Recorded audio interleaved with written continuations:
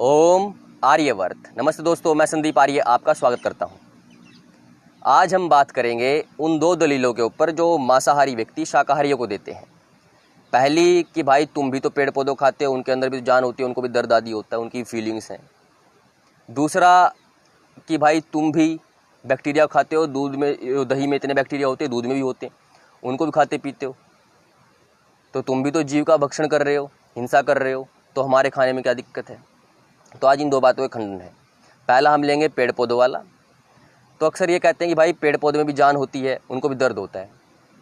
तो भाई पहले मैं बता दूं कि पेड़ पौधे की योनियाँ सुषुप्ति योनि होती है, उनको पीड़ा का भान नहीं होता, उनमें कोई भावनाएं नहीं होती। जैसे कि बाल काटते ना आदमी के, तो आपको दर्द तो नहीं होता, तो ऐसे ही पेड़ को कहीं से भी काटो, उसकी आत्मा को दर्द नहीं होगा, आत्मा तक सिग्नल जाएगा नहीं दर्द का। क्योंकि जब तक मन इंद्री का बाह्य विषयों से अटैचमेंट नहीं होता ना, तब तक दर्द नहीं होता, यानी कि कुछ भी सुख दुख का भान नहीं होता। और पेड़ पौधों में इसकी कमी होती है। तो इसलिए क्या होता है, उनके अंदर ऐसा कोई सिस्टम भी नहीं है, नर्वस सिस्टम हमारी तरह से, जो दर्द के सिग्नल को लेके जाए आत्मा के पास।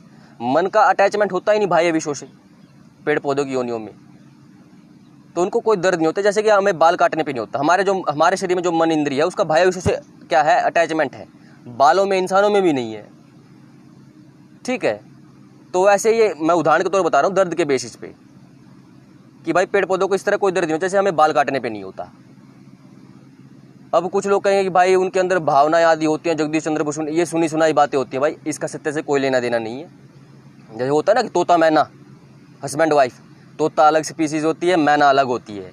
मैना का मैं यहाँ पे फोटो डाल दूंगा वीडियो एडिट करते वक्त, तब देख लेना, ये होती है मैना, ठीक है। ये उड़ती उड़ती बातें होती हैं। तो क्या होता है, जो प्लांटों के अंदर स्टिमुलस के प्रति रिएक्शन होता है ना, वो होता है। वो कोई भावनात्मक तरीके से आगे बढ़ाया गया हाथ या पीछे हटाना, या दर्द के प्रति आगे पीछे हटाना, इस तरह की कोई भावनाएं नहीं होती उनमें, ना कोई एक्शन रिएक्शन होता है इस तरह का पेड़ पौधों के अंदर, ठीक है। ये था पहली बात का खंडन। और इसके ऊपर मैं दर्शन का सूत्र भी डाल दूंगा कि किस दर्शन में मन के द्वारा जो बाह्य विषयों का होता है, वो एडिट में डाल दूंगा मैं बाद में। अब आता है दूसरा विषय, बैक्टीरियाओं वाला। अक्सर बहुत सारे मुस्लिम या फिर अन्य कोई मांसाहारी या खुद हिंदू मांसाहारी भी यही लॉजिक देते हैं कि भाई तुम बैक्टीरिया को भी तो खाते हो। भाई हमारे शरीर में ना लगभग 50 से लेकर 100 ट्रिलियन बैक्टीरियाज रहते हैं, बाहर से लेकर भीतर गट तक, यानी कि जो हमारी इंटेस्टाइन होती है सब कुछ। तो क्या होता है, उनका हमारे साथ सिम्बायोसिस है, यानी कि साथ रहकर, मिलजुल कर साथ रहना। वो क्या करते हैं, जब हम खाना खाते हैं ना, तो हमारे खाने को छोटे छोटे टुकड़ों में ब्रेक डाउन कर देते हैं, जिससे हमारे पचाने में सहायता होती है और उनको खाना मिल जाता है। तो हमारा सिम्बायोसिस है, मिलजुल के साथ रहना। बहुत सारे एनिमल्स में ये इस तरह का है।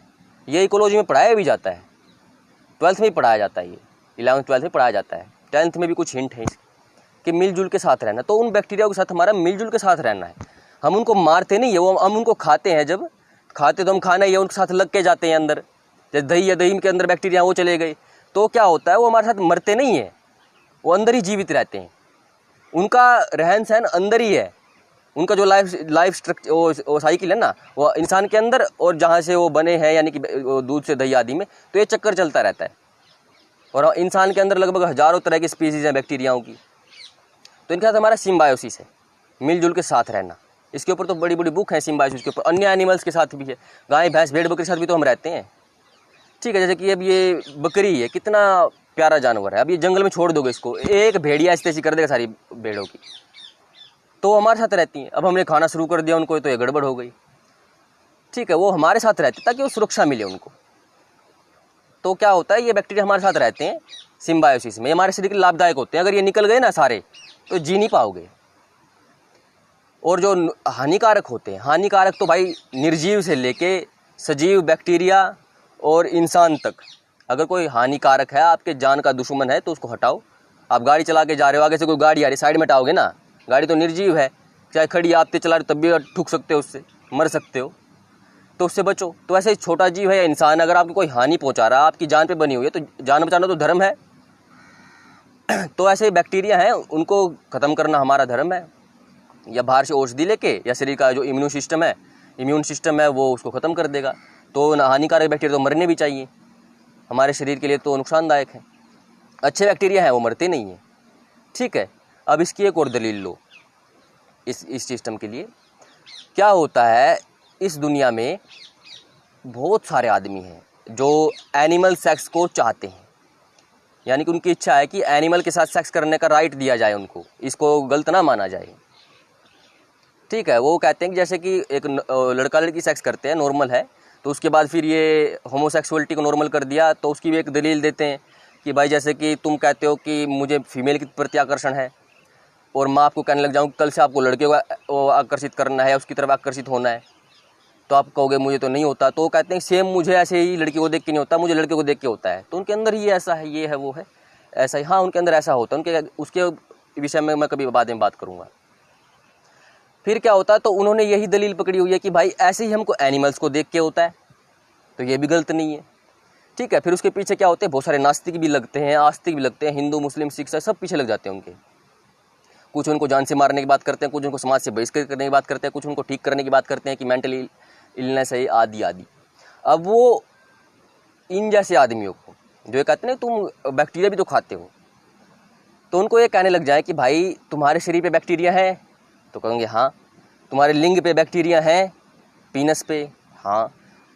तुम्हारी माताओं बहनों की दुनिया भर में जितनी स्त्रियां हैं, क्या उनकी योनि में भी बैक्टीरिया रहते हैं? हाँ। आगे पीछे भी जाते हैं, इधर उधर घूमते भी हैं? हाँ घूमते हैं। तो भाई वो क्या जो तुम्हारे लिंग पे बैक्टीरिया है, क्या तुम उनके साथ सेक्स करते हो? क्या जो बैक्टीरिया तुम्हारे पिछवाड़े के अंदर है, गुदा में है, क्या वो तुम्हारे साथ कुछ गलत कार्य कुकर्म कर रहा है? क्या जो तो तुम्हारी माताओं बहनों के अंदर वो बैक्टीरिया है, सूक्ष्म जीव है, जो क्या वो तुम्हारी माता बहन के साथ सेक्स कर रहा है, कुकर्म कर रहा है, दुष्कर्म कर रहा है? कहेंगे कि वो तो वहीं रहते हैं। तो भाई ऐसे ही जैसे कि तुम उनको कहोगे ना, तो क्या क्या कहोगे उनको? वो भी कहेंगे जैसे तुम्हारे यहाँ पे रहते तो हमें भी सेक्स करने का अधिकार दिया जाए। जब तुम अपने लिंग पे बैक्टीरिया को, जीवों को बिठा सकते हो, तो हम भी अपने पेट को बिठा सकते हैं। लड़की भी कह सकती है कि जब तुम्हारी माताओं बहनों के अंदर बैक्टीरिया घूम रहे हैं, तो मेरे अंदर वो मेरा कुत्ता घूम लेगा तो क्या दिक्कत है तुमको? है कुत्ता लड़की की योनि को चाट लेगा तो क्या दिक्कत है? उसके साथ सेक्स कर लेगा तो क्या दिक्कत है? जब सूक्ष्म जीव तुम्हारी माँ के बहन के भीतर योनि में आगे पीछे जा रहे हैं, तो क्या दलील दोगे? वही बात यहाँ पे लगा के देखो जो तुम यहाँ पे ठोक रहे हो कि बैक्टीरिया को खा रहे हो। भाई ये सिम्बायोसिस से रहते हैं, लिंग पे भी रहते हैं, पीछे भी रहते हैं, आगे भी रहते हैं, मुंह में भी रहते हैं, बैक्टीरिया सब जगह रहते हैं। तो इस तरह की दलील कोई जो जानवरों से सेक्स करते हैं उनकी कोई दलील नहीं बन जाती मजबूत कि उनको एनिमल सेक्स का राइट दिया जाएगा। ठीक हो गया? तो ये जो दोनों दलीलें हैं ना कि अब आदमी को बैक्टीरिया भी खाता है, तो इस तरह फिर वो भी दलील मांगेंगे, दलील देंगे कि हमें भी सेक्स का करने का अधिकार दिया जाए, तब तुम्हारी नानी दानी मर जाएगी। ठीक हो गया? और भी बहुत कुछ कह सकता हूँ, अब बाकी आप समझ जाना, ये मैंने बेस बनाया इस चीज़ का बस। तो जी नमस्ते, ओम आर्यवर्त।